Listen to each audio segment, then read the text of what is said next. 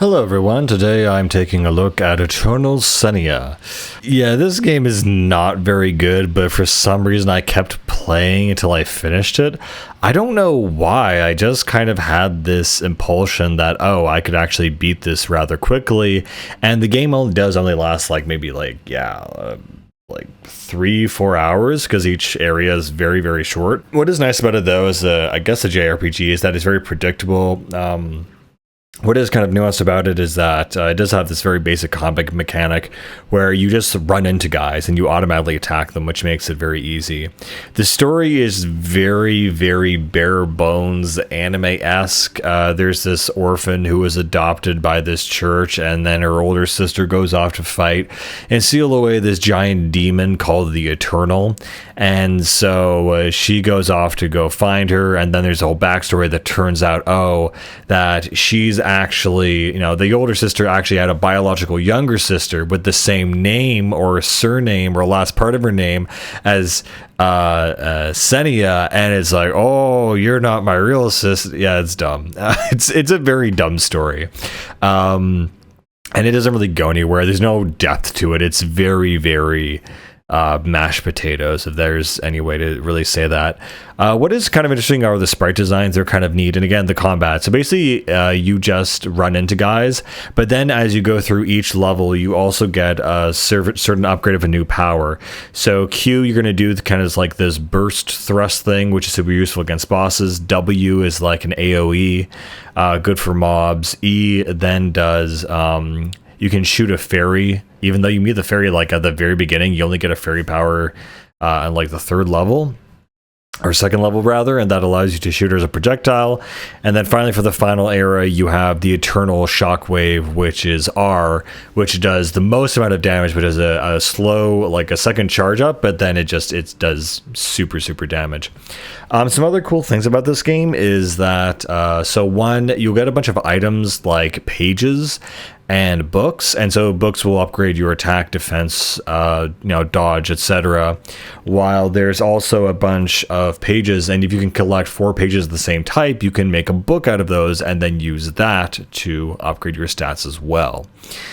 Besides from that, the real main grind and goal is that in each area, enemies will drop certain items, of which maybe there are only 2 or 3 different types, along with magic and health, and you use these items for a very simple crafting system. I mean, this series has a lot of decent building blocks for a better game or better series that just never came. I guess they did make a sequel, but I have no desire to play it outside of playing this one. And so you take those 2 items along with other things you pick up and craft 4 different tiers of armor, which includes, body, cloak, arms, and so yeah, the areas, you start in this little forest area, then you go to kind of like a castle, a demon castle area, which I thought was going to actually be the last area of the game, because like, oh, okay, this game's pretty small, it's going pretty fast, this might be it, which kept me going. I was planning to like quit right after the first boss, but the second area almost seemed like the final area, so I kept going, and then I went through that and I realized, oh, there's only 3 areas, and once you're in the third area, there's like, that's really it. I'm like, okay, cool. But yeah, very simple game, very straightforward. What's also fun is that at the end of each area and section, they also have a couple NPCs that say, oh, go kill X amount of these guys and it'll give you a reward. And the other one says, oh, go get all the legendary armor in this area, i.e. level it up 4 times. And the way you do that, there's actually like in each area, there's kind of like a little labyrinth area that you have to like mini grind. And so you have a designated grinding spot, which I think is really funny. And in that area, you get these special diamonds, which you use to upgrade to the full power.